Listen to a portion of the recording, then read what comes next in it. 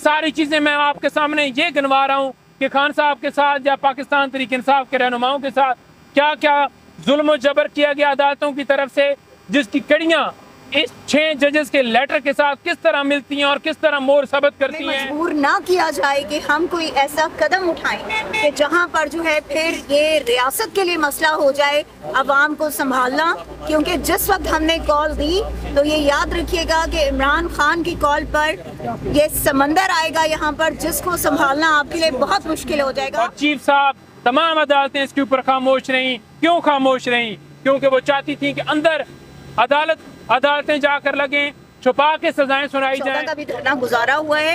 ये आपको पता है कि हमारे लिए बिल्कुल मुश्किल काम नहीं है, रैलियां निकालना हमारे लिए मुश्किल काम नहीं है।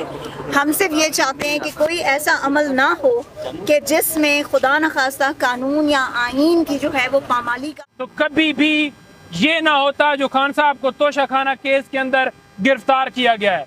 व्हाट्सएप के ऊपर आर्डर के जरिए इमरान खान साहब को तोशाखाना केस में लाहौर में उनके घर में घुस के बेडरूम के दरवाजे तोड़कर उनकी बीवी के साथ बदतमीजी करके खान साहब को वहां से अगवा किया गया। खान साहब को हम इंशाल्लाह सलाखों से बाहर देखेंगे और इमरान खान बाहर आकर इस कौम को लीड करेंगे। याद रखें जुल्म का निज़ाम जो है ना वो बहुत ज़्यादा देर तक नहीं चल सकता। इंशाल्लाह ये वक्त बहुत करीब है कि जब इमरान खान साहब को हम इंशाल्लाह सलाखों से बाहर देखेंगे और इमरान खान बाहर आकर इस कौम को लीड करेंगे। जितना जुल्म जितनी ज़्यादती इमरान खान के साथ होनी थी, जितना जुल्म और ज़्यादती उनकी टीम के साथ होनी थी वो हो चुकी है। मेरे ख्याल में इनफ इज़ इनफ नाउ। अगर जो है खुदा न खास्ता हमें अभी भी इंसाफ नहीं मिलता तो ये यकीन कीजिए कि हम सड़कों पर आएंगे और धरना देना हम बहुत अच्छी तरह से जानते हैं, हम सड़कों पे आना बहुत अच्छी तरह से जानते हैं। आप सब ने हमारे साथ 2014 का भी धरना गुजारा हुआ है। ये आपको पता है कि हमारे लिए बिल्कुल मुश्किल काम नहीं है, रैलियां निकालना हमारे लिए मुश्किल काम नहीं है। हम सिर्फ ये चाहते हैं कि कोई ऐसा अमल ना हो कि जिसमें खुदा न खास्ता कानून या आईन की जो है वो पामाली का अंदेशा भी हो। तो हम क्योंकि हमेशा पुरअमन जमात रहे हैं, हमने हमेशा कानून और आईन की बात की है और हम उसी पर यकीन रखते हैं, तो इसलिए हमें मजबूर ना किया जाए कि हम कोई ऐसा कदम उठाएं कि जहां पर जो है फिर ये रियासत के लिए मसला हो जाए अवाम को संभालना। क्योंकि जिस वक्त हमने कॉल दी तो ये याद रखिएगा कि इमरान खान की कॉल पर ये समंदर आएगा यहाँ पर जिसको संभालना आपके लिए बहुत मुश्किल हो जाएगा। आप तो सिर्फ आप चंद रैलीज निकलती हैं, इस्लामाबाद और पिंडी की रैली निकलती है तो आप लोगों को इतना तूफान बर्पा हो जाता है आप सबके इदारों में कि आप लोग जो हैं वो FIRs पे FIRs काटना शुरू हो जाते। तो अब जब इमरान खान के लिए लोग निकलेंगे सड़कों पर तो फिर क्या होगा ये आप लोगों ने सोचना है। इसलिए अवाम का जो जमहूरी हक है वो उन्हें आपको देना चाहिए। और इमरान खान जिनका कोई कसूर नहीं था, गैर कानूनी तौर पर उस शख्स को जो है पाबंदी सलासिल किया हुआ है आपने, उस शख्स का अब जो है बाहर आने का वक्त करीब आ चुका है। और इंशाल्लाह ये याद रखिएगा कि इमरान खान जब बाहर आएंगे तो ये कौम जिस तरह इमरान खान को वेलकम करेगी वो हिस्टोरिकल होगा। अच्छा ये बता दें मैडम कि जो राना सनाउल्लाह के अगेंस्ट जो मुकदमा दर्ज करने के हवाले से दरख्वास्तें दी गई हैं उनका क्या हुआ, डिटेल बता दीजिएगा।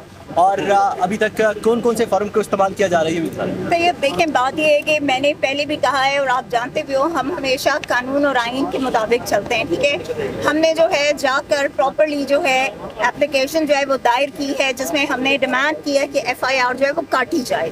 ओके, ई टैग हमने ले लिया है। अगर FIR ये नहीं काटते हैं तो उसके काटे या ना काटे हम हाई कोर्ट में जाने लगे हैं, ठीक है, क्योंकि इंसाफ मिलना थानों से बड़ा मुश्किल है। बिकॉज उनके शायद वो जिसे कहते हैं ना कि उनके इख्तियारात में ये चीज़ नहीं है, वो नहीं कर सकते, वो मजबूर है।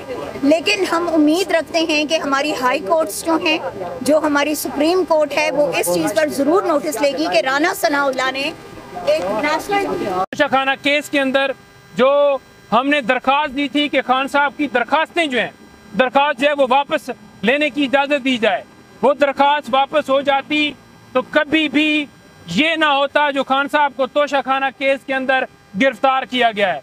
व्हाट्सएप के ऊपर आर्डर के जरिए इमरान खान साहब को तोशाखाना केस में लाहौर में उनके घर में घुस के बेडरूम के दरवाजे तोड़कर उनकी बीवी के साथ बदतमीजी करके खान साहब को वहां से अगवा किया गया। इसके साथ साथ मैं ये कहना चाहूँगा कि ट्रायल चलता रहा है, ट्रायल चलता रहा है। जिस तरह से अदालतें वहाँ पर ट्रायल चलाती रही हैं, हम बार बार कहते रहे कि ये ओपन ट्रायल नहीं है, ओपन हो, दुनिया देखे। ये इसलिए चलाया गया था कि छुपा कर खान साहब को सजाएं दी जाएं, और चीफ साहब, तमाम अदालतें इसके ऊपर खामोश रहीं। क्यों खामोश रहीं? क्योंकि वो चाहती थी कि अंदर अदालतें जाकर लगें, छुपा के सजाएं सुनाई जाएं, वो जेल में रखा जाए। और यही वजह है कि साफियों के ऊपर, आप लोगों के ऊपर पाबंदी लगाई गई कि आप जाकर ओरिजिनल हकायक रिपोर्ट ना करें। आज कोई साफे रिकॉर्ड के ऊपर मौजूद नहीं है, फिर भी केस चल रहा है। आज उसकी कोई डिक्लासिफाइड कॉपी मौजूद नहीं है, फिर भी केस चल रहा है। उसके अलावा मैं बताना चाहूँगा कि खान साहब को गिरफ्तार करके अटक जेल ले गए, किस कानून के तहत ले गए? हमने इस्लामाबाद हाई कोर्ट से रजू किया, लेकिन इस्लामाबाद हाई कोर्ट से रजू करने के बावजूद 2 महीने तक दरखास्त लटकाई जाती रही। खान साहब की जान के हवाले से हमें खदशात थे, हमने दरखास्त दी, लेकिन उसके ऊपर कोई फैसला नहीं किया गया। क्यों नहीं किया गया? ये सारी चीज़ें मैं आपके सामने ये गिनवा रहा हूँ कि खान साहब के साथ या पाकिस्तान तहरीक इंसाफ के रहनुमाओं के साथ क्या क्या जुल्म और जबर किया गया अदालतों की तरफ से, जिसकी कड़ियाँ इस 6 जजेस के लेटर के साथ किस तरह मिलती हैं और किस तरह मोर सबत करती हैं, वो आपके सामने मैं सारी चीज़ें रख रहा हूँ। इसके अलावा लोगों को अगवा किया गया। अदालतों ने ये रिमार्क्स दिए कि अगर प्रेस कॉन्फ्रेंस करोगे तो आपको छोड़ दिया जाएगा, अगर प्रेस कॉन्फ्रेंस नहीं करोगे तो आपको अंदर रखा जाएगा। लोगों के घरों में छापे मारे गए, लोगों के घरों में उनकी बीवियों के बेडरूम तक घुस के उनको गिरफ्तार किया गया। क्यों नहीं उसके ऊपर एक्शन हुआ? क्योंकि ऊपर से एजेंसियां प्रेशराइज करती थी, वो कहती थी कि किसी सूरत आपने इनके केसेस नहीं सुने। अगवा होने का उनको पता था जजेस को, लेकिन वो बोल नहीं रहे थे। क्यों नहीं बोल रहे थे? क्योंकि वो ओपनली बाहर आकर नहीं कर रहे थे कि एक जज के साथ कुछ जाती होती है तो उसके साथ कोई खड़ा नहीं होता। आपके सामने है कि लास्ट टाइम ये रिसेंटली सुप्रीम कोर्ट के जज को जिस तरह से निकाला गया, उन्होंने इंटरनल तौर पर चीफ जस्टिस साहब को आगाह किया, लेकिन चीफ जस्टिस साहब ने उसके ऊपर खामोशी जाहिर की। उन्होंने चीफ जस्टिस साहब पाकिस्तान को आगाह किया किस तरह से इदारे हमें मजबूर कर रहे हैं, हमारे साथ ये ज्यादती कर रहे हैं, लेकिन वो खामोश रहे। इसके साथ साथ मैं ये कहना चाहूँगा कि ये टिकटों के हवाले से, खान साहब से मुशावरत के हवाले से, उस वक्त जो है खान साहब ने कहा कि मुझे लीगल टीम जो है, जो हमारे पॉलिटिकल रहनुमा है वो मिलने आए, लेकिन इजाज़त नहीं दी गई, सोचे समझे मंसूबे के मुताबिक नहीं दी गई। अब सेनेट के हवाले से उन्होंने मुशावरत करनी थी, नहीं दी गई।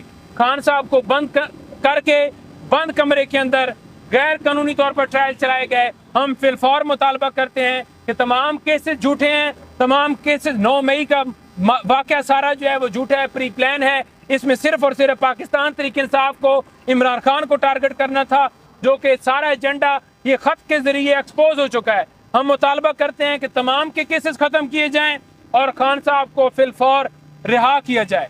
ये हमारा पहला और आखिरी मुतालबा है। हम ये भी इस्तदा करते हैं कि तमाम लोगों से कि अगर इसके ऊपर ये फैसला नहीं होता तो तमाम पूरा पाकिस्तान निकले और अपनी आज़ादी के लिए, इदारों की आज़ादी के लिए ये निकलना होगा, आपके बच्चों के मुस्तकबिल के लिए निकलना होगा, तभी आपका मुल्क, ये अदारे आज़ाद हो सकते हैं पाकिस्तान से।